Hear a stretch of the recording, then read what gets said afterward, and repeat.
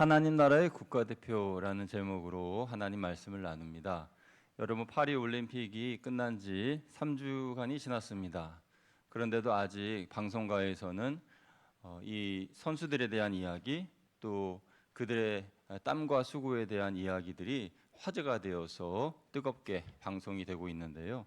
저는 특별히 하나님께 영광을 돌린 기독 선수들을 좀 우리가 살펴보아야 하지 않나, 그들이 남긴 말들을 우리가 한번 되짚어 보아야 하지 않나 하는 생각을 하였습니다. 저는 이번 파리올림픽 중에서 여러 종목들이 있는데 그 중에서 유독 눈에 들어왔던 부분은 여자 탁구인데요. 여자 탁구가 단체전으로 동메달전을 할 때에 우리 이은혜 선수와 전지 선수, 신유빈 선수 세 선수가 경기 전에 이렇게 손을 붙잡고 같이 기도하는 모습이 카메라에 찍혔습니다. 그래서 이 모습을 보면서 야, 정말 믿음이 좋다, 그런 생각을 하면서 이 가슴 졸이면서 경기를 봤는데, 감사하게도 경기에서 이겨서 동메달을 취득하게 됐어요.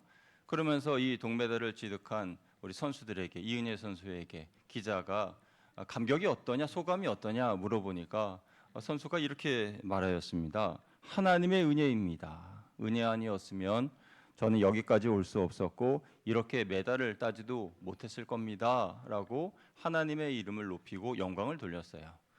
이 선수뿐만 아니라 안바울이라고 하는 유도 선수는 세 대회 연속 메달리스트입니다. 그러니까 올림픽 세 대회에 연속으로 메달을 땄다는 건 대단한 일이잖아요. 이 선수도 경기 끝나고 난 다음에 이렇게 고백을 합니다. 온몸이 아팠고 선수 생활을 하며 가장 힘들었던 경기였는데 내 힘으로 된 것이 아니라 하나님이 힘주시고 붙들어 주셨기 때문에 가능했습니다. 이렇게 말하는 거예요. 그리고 또 남자 골퍼로서 22살의 나이에 김주영 선수는 최초로 세계 8위의 성적을 거두며 SNS에 이런 글을 남겼습니다. 삶에서 성공했을 때, 그리고 실패했을 때 언제나 영광을 드리고 싶은 사랑하는 하나님 아버지에게 정말 감사드린다. 언제나 사람으로서, 골프 선수로서 겸손함을 가르쳐 주시고 제 길을 인도해 주시며 부담되고 힘든 상황에서 가장 큰 힘이 되어 주셔서 감사하다라는 글을 남겼습니다. 해외 선수들은 제가 뭐 다 살펴보진 않았지만 그 중에서 한 선수를 살펴보자면은 영국의 수영 선수인 애덤 피티라는 선수인데, 이 선수는 남자 수영 100m 저병에서 0.2초 차이로 은메달을 따게 되었어요. 그런데 이 선수는 지난 도쿄 올림픽에서 좌절하고 그 다음에 알코올 중독과 여러 가지 우울증으로 괴로움을 겪다가 그 기간에 예수님을 만나서 마음의 치유를 받고 회복하여 다시 열심히 훈련하고 해서 이렇게 은메달리스트가 되었어요. 그러면서요, 이 선수가 고백하기를, 눈물 흘리며 고백하기를, 이 눈물은 2등이라서 흘리는 눈물이 아니라 행복의 눈물이고 기쁨의 눈물입니다. 이 자리에 오기까지 하나님을 믿는 사람으로서 매 순간 최선을 다했습니다 라고 이렇게 고백했습니다. 이 외에도 각국의 여러 나라의 크리스천 선수들이 고백하며 하나님께 영광을 돌렸는데요. 그들의 나라는 고국은 다 달랐지만 하나님 나라의 백성, 하나님 나라의 국가대표라는 것은 서로 같은 그런 모습이었다고 생각이 됩니다. 그들의 신앙 고백은 하나님께 올리는 영광이었고 그들은 하나님의 이름을 빛낸 하나님 나라의 국가대표들이었다라는 것이죠.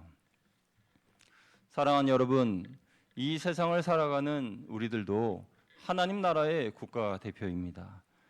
우리도 이들처럼 하나님 나라의 영광을 위해 살아야 됩니다. 하나님 나라의 영광을 위하여 땀과 열정을 쏟아야 합니다. 어떻게 보면 우리도 그들처럼 하나님 나라의 국가대표라는 것을 사도 바울이 본문 20절에서 이렇게 말씀하였는데요. 우리 20절 말씀 같이 읽어보겠습니다. 시작. 그러므로 우리가 그리스도를 대신하여 사신이 되어 하나님이 우리를 통하여 너희를 권면하시는 것 같이 그리스도를 대신하여 간청하노니 너희는 하나님과 화목하라. 아멘. 말씀을 잠깐 띄워주세요.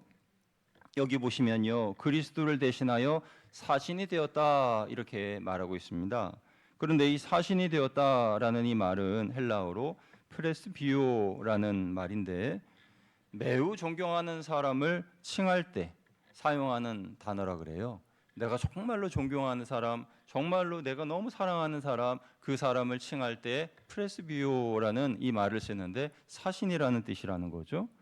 그리고 보냄을 받아서 활동하는 사람, 보냄을 받아서 메시지를 전하는 사람, 그 사람 역시 사신이라는 겁니다. 그러니까 그리스도를 대신하여 사신이 되었다라는 것은요, 우리가 예수 그리스도를 대신하여 하나님의 복음의 말씀을 전하고 하나님이 정하신 그곳으로 가서 존경받는 그런 사람들이 된다, 그 뜻이라고 할 수가 있겠습니다.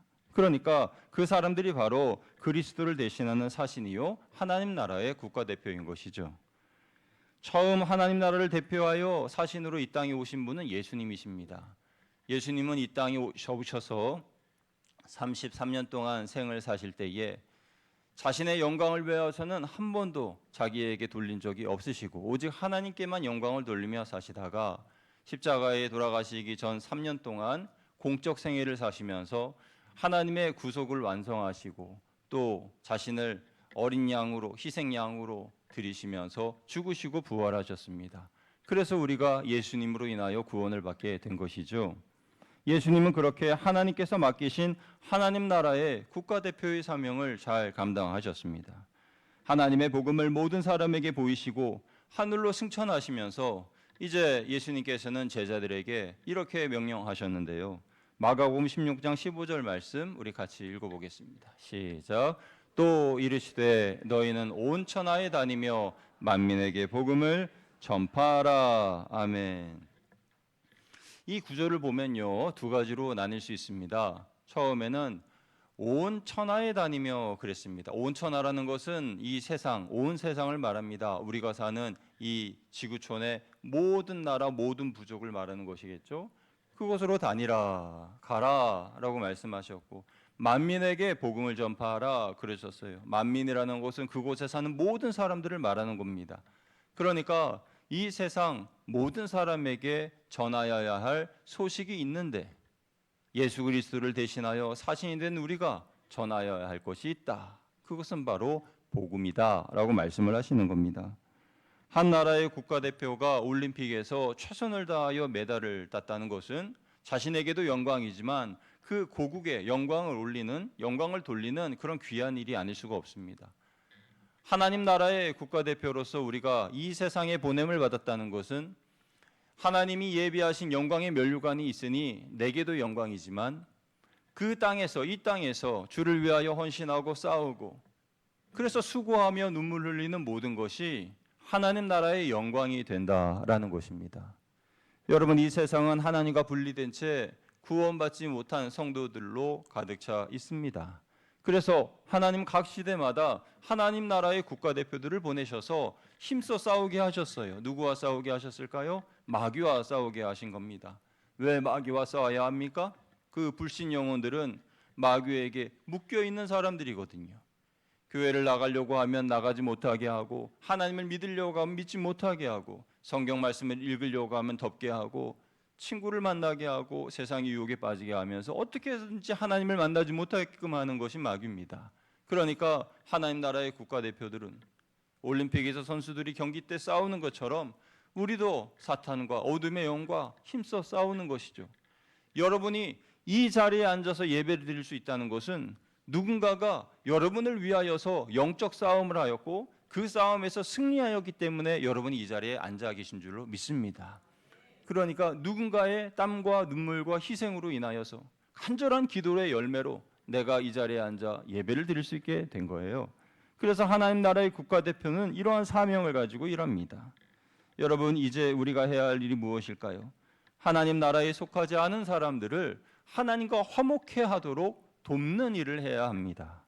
그들을 설득해야 합니다. 영적인 잠을 자는 사람들을 깨워야 하고 영적인 일에 무관심한 사람들에게 영적인 일을 관심 갖게 하고 하나님을 거부하는 사람들에게 하나님과 원수가 되면 안 된다 알려주고 그리고 예수를 믿어 의롭게 된 사람들이 받을 복에 대하여서 설명해 주면서 함께 천국 백성 되자, 함께 은혜로운 삶을 살자 권면해야 하는 것입니다. 여러분, 그러기 위해서 우리는 하나님이 정해주신 세상으로 가야 합니다. 가서 전해야 합니다. 어떤 메시지를 전해야 할까요? 예수님을 믿으면 의롭게 된다는 메시지이죠. 오늘 본문의 21절 말씀인데요. 우리 같이 읽어보겠습니다. 시작. 하나님이 죄를 알지도 못하신 이를 우리를 대신하여 죄로 삼으신 것은 우리로 하여금 그 안에서 하나님의 의가 되게 하려 하심이라. 아멘. 여기 말씀의 서두에 죄를 알지도 못하는 이라 그랬는데, 죄를 알지도 못하는 이는 바로 예수 그리스도를 말하는 것입니다. 그러니까 예수님은 죄와 상관이 없으신 분인데 죄를 알지도 못하신 이가 죄인처럼 십자가에 달려 죽으셨어요. 그러니까 왜 죄인의 모습으로 십자가에 달려 죽었는가? 그것은 바로 저와 여러분의 죄를 대신 짊어지신 것이죠. 온 세상의 죄를 대신 짊어진 겁니다. 여러분, 복음이란 것이 무엇입니까? 죄가 없으신 예수님께서 죄인의 모습으로 오셔서 죄로 인하여 죽을 수밖에 없는 우리들을 대신하여 십자가에 달려 죽으신 것이 바로 그것이 복음입니다. 그래서 우리는 이제 의로운 사람이 되었는데, 예수님으로 인하여서 우리는 지옥 갈 사람이 천국 갈 사람으로 바뀌었고, 죄의 종으로 있던, 마귀의 종으로 있던 우리가 하나님의 자녀가 되었고, 소망이 없던 우리들이 이제 소망을 가지고 하나님의 은혜로 살게 된 그 모든 것이 의롭게 된 하나님의 사람들의 삶이라는 거죠. 얼마나 놀랍습니까? 이와 같은 메시지를 하나님 나라의 국가대표들은 세상에 나아가 그곳에 있는 사람들에게 전해 주어야 합니다. 당신은 죄로 인하여 죽을 수밖에 없는 사람이지만 당신을 위하여 예수님이 오셨고, 그 예수님을 믿고 회개하면 당신은 구원받을 수 있습니다. 나와 함께 천국 갑시다 하면서 복음을 전해야 하는 것이죠. 그 화목의 메시지를 전해야 하는 겁니다. 이러한 메시지를 당당하게 전할 수 있으려면 먼저 내게 구원에 대한 확신, 그리고 신앙의 간증이 있어야 되겠죠. 그것이 바로 우리가 읽은 고린도후서 5장 17절의 새로운 피조물의 삶의 모습인 겁니다. 우리 같이 고린도후서 5장 17절 읽어보겠습니다. 시작. 그런즉 누구든지 그리스도 안에 있으면 새로운 피조물이라. 이전 것은 지나갔으니 보라 새 것이 되었도다. 아멘. 이 말씀은 너무나 유명한 말씀 아닙니까? 우리가 암송해도 좋을 그런 좋은 말씀이지요. 예수 그리스도 안에 있으므로 우리는 새로운 피조물이 되었다는 겁니다. 옛 것은 지나갔고 이제 새 것이 내게 오고 내가 새 사람이 되었다는 거예요. 그러므로 우리는 새로운 자아상을 가지고 살게 됩니다. 여러분, 사실 예수님 믿기 이전에 우리들의 자아상은 부정적인 모습 아니었습니까? 거의 대부분의 성도님들의 예수님 믿기 전의 자아상은 세속적이고 또 부정적이고 또 염세적이고 좀 그러한 안 좋은 모습이었을 겁니다. 그런데 예수님을 만나고 난 다음에 사람이 바뀌게 되는 거예요. 죄인이었던 내가 이제는 그리스도 안에서 의로운 사람이 되었습니다. 연약했던 내가 이제는 그리스도 안에서 강한 사람이 되었습니다. 가난했던 내가 이제는 그리스도 안에서 부유한 사람이 되었어요. 실제로 부유한 사람이 된 경우도 있을 수 있고, 내 마음이 부유해져서 사람들과 비교하지 않고 행복하게 살아가는 그런 부유함일 수도 있고, 어찌됐든지 하나님께서 내 마음에 벅찬 감동과 새로운 자아상을 주신 거예요. 옛 사람이 죽고 새 사람이 되면 건강한 자아상을 얻습니다. 우리 모두가 다 이러한 새로운 자아상을 가지고 새로운 피조물로서 살아가야 하지 않겠습니까? 새로운 피조물이 되어야 새로운 삶을 살 수 있습니다. 그때 당당하게 힘있게 복음을 증거할 수 있어요. 나 이렇게 새로워졌고 하나님 은혜를 받았고 기쁨이 충만하니까 당신도 예수님 믿어요. 이렇게 증거할 수 있는 거죠. 그런데 내가 하나님 은혜 가운데 새로운 피조물로서 새로워지지 못했다면요, 그러면 전할 수가 없어요. 목사님이 전하라고 하셨는데 한번 복음을 전하긴 전해야 되겠는데 누가 그러던데요, 예수님 믿으면 행복해진대요. 한번 예수님 믿으실래요? 그러면은 그가 누군데요? 그 사람을 데리고 오세요. 이렇게 이야기하겠죠. 내가 믿었는데요, 내가 너무나 큰 은혜를 받았어요. 나는 이러이러한 간증이 있는데 예수 믿으면 이렇게 돼요. 이렇게 이야기하면 정말이에요? 그럼 나도 한번 믿어볼게요. 이렇게 되는 것이죠. 내가 하나님 은혜 가운데 확실한 구원의 체험이 은혜가 있어야 한다는 것입니다. 여러분, 누구든지 그리스도 안에 있으면 새로운 피조물이라, 이 말을 한 사람은 사도 바울인데요. 이 사도 바울은 그의 과거의 행적만 놓고 보면 절대 사도가 될 만한 사람이 아닙니다. 왜냐하면 그는 예수님 믿는 사람을 잡아가두고 심지어 죽이기까지도 하고 그 죽음을 당연한 것으로 여기는 사람이었어요.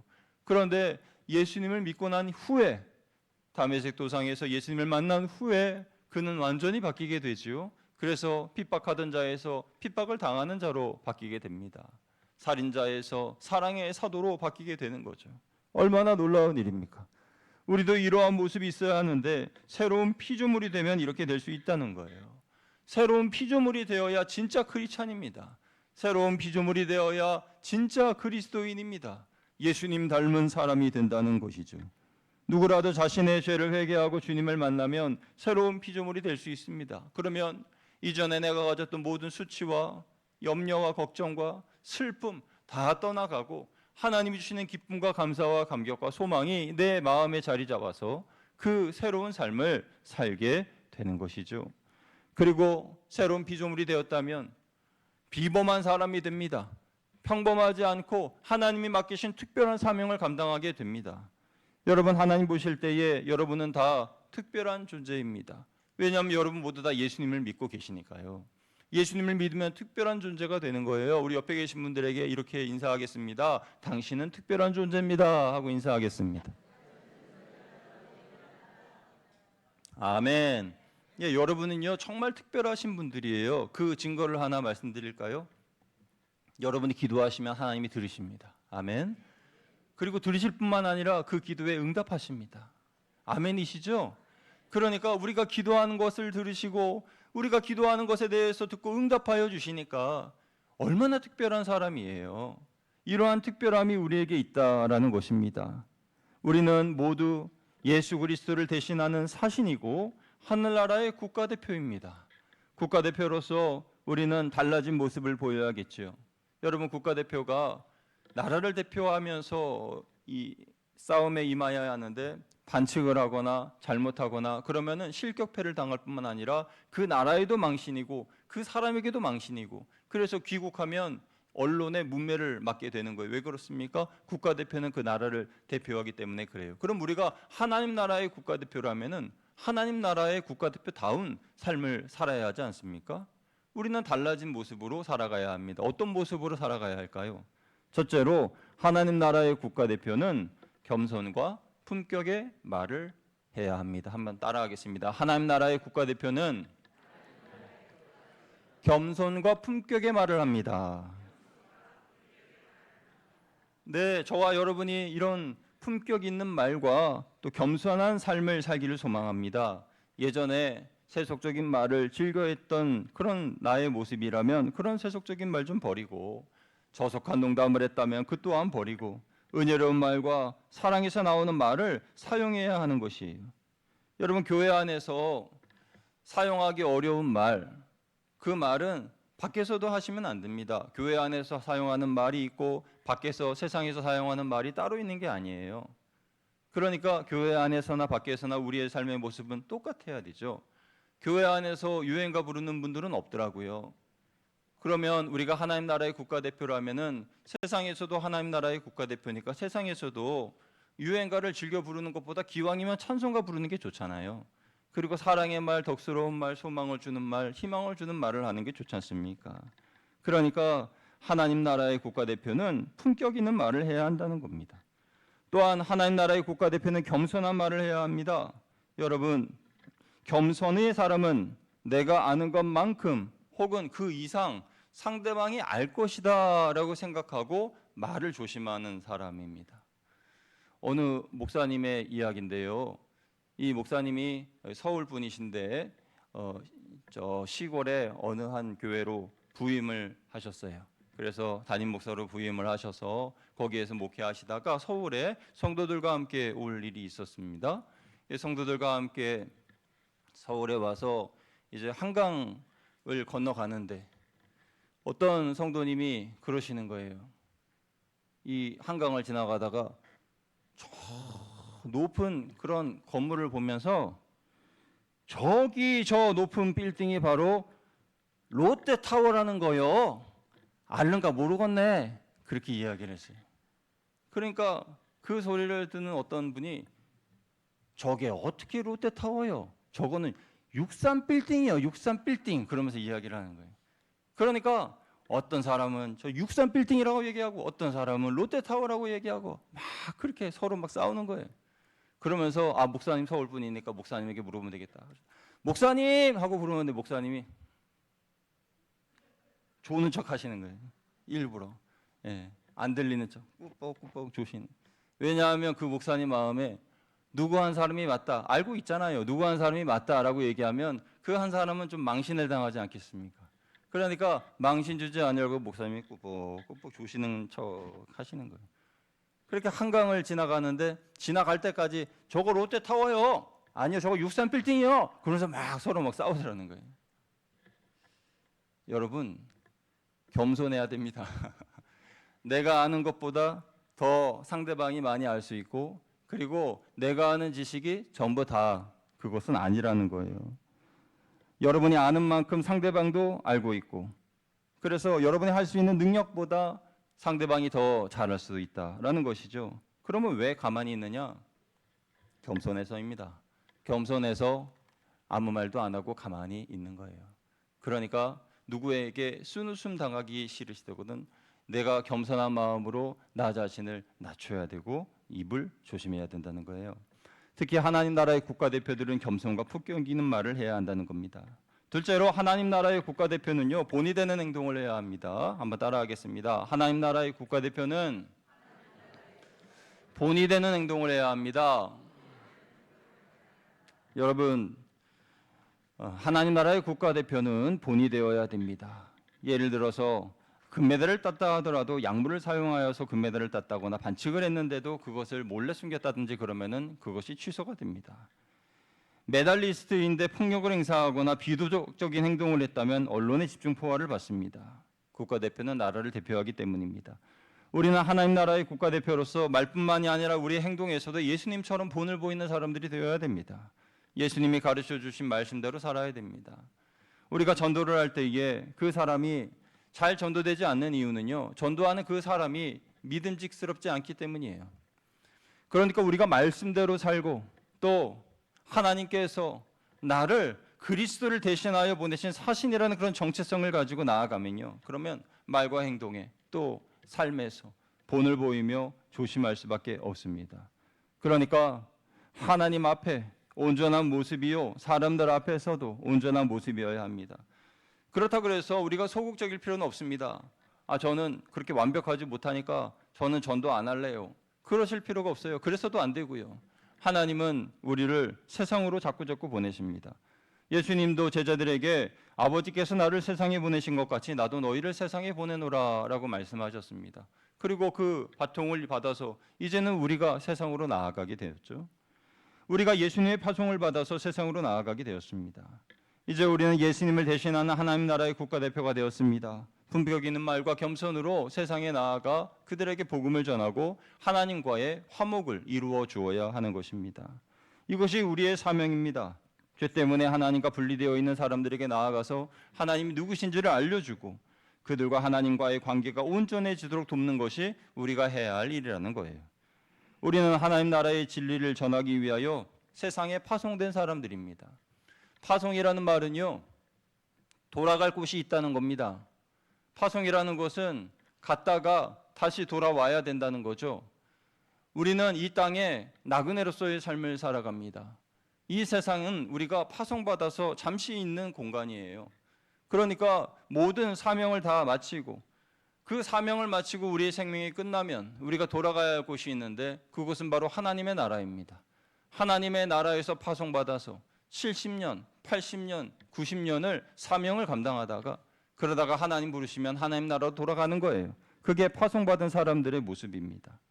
비록 이 사명을 감당하기에 내가 부족한 모습이라 할지라도 우리는 나를 하나님의 국가대표로 세우신 분이 하나님이시라는 것을 명심해야 합니다. 내가 하나님 나라의 국가대표가 되기를 원해서 그리스도를 대신하는 사신이 되기 원하여서 자원하여서 시켜달라고 아무리 졸라도 하나님이 시켜주시지 않습니다. 하나님께서 임명하고 보내주시고 세워주셔야 가능한 것이에요. 그러니까 우리가 하나님의 복음을 전한 사람이 되었다는 것은 하나님이 나를 택하셨고 세워주셨다는 것이기 때문에 사람 눈치 보지 말고 하나님만 바라보시면서 믿음으로 나아가시기를 주님의 이름으로 축복합니다. 하나님이 저와 여러분에게 새 힘을 주실 겁니다. 능력을 주실 거예요. 여러분의 가정과 직장과 학교, 여러분이 속해 있는 세상으로 우리를 보내셔서 거기에 맞는 특별한 임무를 주십니다. 그 임무를 감당할 수 있는 능력도 주십니다. 그래서 선한 싸움 싸우고 그곳에 있는 불신 영혼들을 구해내고 하나님 앞으로 인도해 주어야 합니다. 우리는 예수 그리스도를 대신하여 사신으로 보냄을 받았는데 우리를 보내신 예수님은 만왕의 왕이시고 만주의 주이십니다. 이 말은 내 뒤에 든든한 백그라운드가 있다는 거예요. 예수 그리스도가 나의 배경이 되어 주신다는 겁니다. 그러니까 무서울 것이 무엇이 있어요? 그래서 우리는 나를 새롭게 하고 하나님 나라의 대표로서 말과 행동 그리고 겸손의 모습으로 나아가면 됩니다. 저와 여러분은 올림픽에서 금메달과 함께 또는 은메달, 동메달과 함께 또 그렇지 못하다 하더라도 멋진 신앙의 고백으로 하나님께 영광을 돌리는 선수들처럼 우리가 만나는 모든 사람들에게 믿음의 고백 또 하나님을 향한 자랑 또 그 모습으로 인하여서 그들에게 하나님의 사랑을 전하는 우리 모두가 되기를 원합니다. 이번 한 주간도 하나님 나라의 국가대표답게 그리스도의 사신답게 살아가는 저와 여러분 다 되시기를 주님의 이름으로 축원드립니다. 함께 기도하겠습니다.